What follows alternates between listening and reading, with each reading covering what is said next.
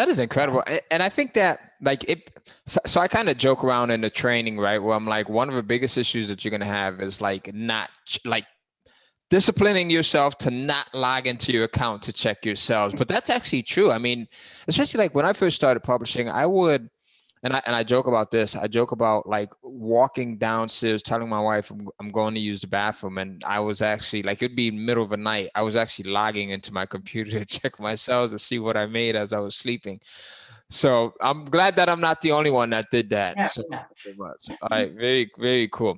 So now you're at a point where you are just going after these very popular names and you're having books created around these names, which I think is brilliant. You're at like $200 a day. Your best month is $11,000 a month.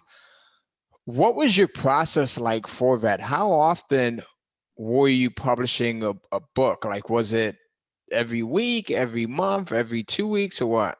Boy, I can't remember exactly, but it was probably once a month.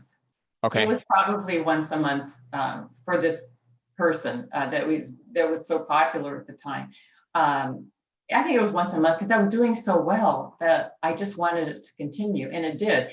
I would create another book. It was similar to the other one, but I had a different author and everything different. So people would buy that one too.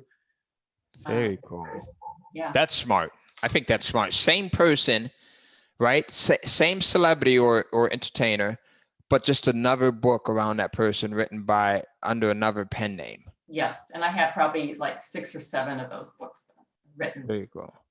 You give me an idea. Well. All of them did well. Yeah. You know, every time I do these interviews, I get different ideas, different business models for Kindle publishing. And I'm like, okay, well, and I actually kind of do these. I share them with the audience, but they're kind of self-serving because I want to hear from people like you. Because I think everyone that comes through this process of Kindle publishing, you get the course and you follow what's in the course, but then you also do your own thing. And I think that's where the gems are. That's where the diamonds are. Just hearing how someone like you just said, okay, well, there's popular people that are out there. Let me publish some books around these individuals. And then now to hear that you didn't just have one book around that person, but you took it to the next level and had multiples, each written by different names. I think that is just genius. It's like Coca-Cola having not only Coca-Cola, but they have Sunkist, right? And then they've got like grape soda and all of these, but they're all from the same company. So that's really cool. What gave you that idea? I'm curious. Well, this person, I was watching TV in 2014. I had my little pad of paper, like I told you, and I never heard of this person before. And I said, he's the most famous person right now. And I thought, really? And so the next morning I got onto it, and I realized that he was. So I started getting a book written immediately, and that's of all the $100,000, those books made me the most of my money. Very cool. Yeah. So the lesson there is you can find something. I mean, there's so many different people that are publishing in different genres, but this is another option right here. You go in and you piggyback off of what's trending right now. And a good way to find that is just by going to Google Trends. So going over to Google. Yep, going to Google Trends and finding out what's popular right now. Because I'm like you said that you had never heard of this person before. Am I correct? But yet they're saying he was. So I've got a 16-year-old and I have a 13-year-old, and they are always telling me about these people that are supposedly like the world's most famous, influencers or social media personalities or whoever it may be, singers, songwriters, and I've never heard of them before. And I'm like, so I think that's brilliant. Now, once you got the Kindle Cash Flow course, did you get started right away, or did you let it sit for a while, or did you have, because I'm sure you had other obligations and other things going on. I know you had a job, and how was that like? 40 hours a week, but I did it. I don't think it took that long to go through it, if I remember correctly, to go through the main part that you can get the book written and get it up on Amazon. I don't think it took that long to go through that. And I was just eager to to get that first book up on Amazon. So you're working your job and you're going through it, and you're totally submersing yourself in the process.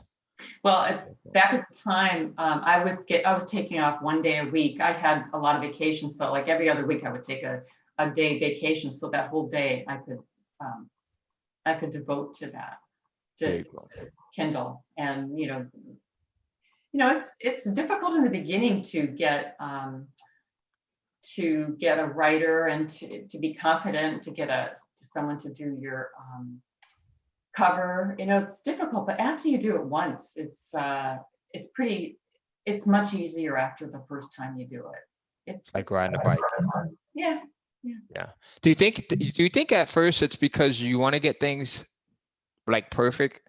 Is that what do you think it is? Like, I'm trying to think of that process for most people, and if hiring their first writer is something that they've never done before, like for most of us, if we are not an entrepreneur, right, and we're working a 9 to 5, hiring someone else to do work is probably foreign to us. It's probably a new concept. So I think maybe getting our minds around that and then wanting to get it right might be where we're at. I kind of think that like everything is here. Like when I'm looking at myself, I think like even like doing an interview with you, like right before we got on, I'm like, all right, I want to make sure everything's perfect. And then I got to realize that it's all here. Like just talk, right? Just get up there. And so do you think that's kind of the same thing there? I don't remember what it was like the first time. I'm a very good proofreader myself. So when I got the book back from the person, I read through it and I thought this looks pretty good. And it was about this singer's life. Right. And actually, let me tell you, it was Jennifer Hudson. And so she was very popular back then. That wasn't where I made all my money. But, and so she was very popular. And it's about how she lost weight. And so it sold. I think I put it up for $1.99 in the beginning. Okay. And then I think later I raised it to $2.99, but now it's 99 cents. And I looked the other day, it's got like 3 stars, but that's okay. I mean, it's been up for 11 years. But I forget the question, Ty. What did you say? What was the question? Was it? I'm glad I'm not the only person that does that. So I do it all the time. So I was saying, do you think that it's daunting to the person that's getting started with hiring their ghostwriter or their outsourcer the first time, like because we want to get it so right, and this concept of outsourcing and leveraging someone else's time and skill and ability is new to us, right? Do you think that could be what it is? I think you want things to be perfect. Yeah. Yeah, you do, and I remember one of my a writer said, "You're never going to have it perfect. You just never are." So I thought I never forgot that. I thought that's a good point. You're never going to have it perfect, but just get it out there. And with Kindle, you can always make changes if you want to. You can. So that's the thing about Kindle. You can, and if you look at your reviews, and if somebody, you can change it according to the reviews if you want to. That's what I love about Kindle. You can just make the change. It'll be up in a few hours. It'll be back up in a few hours with the changes.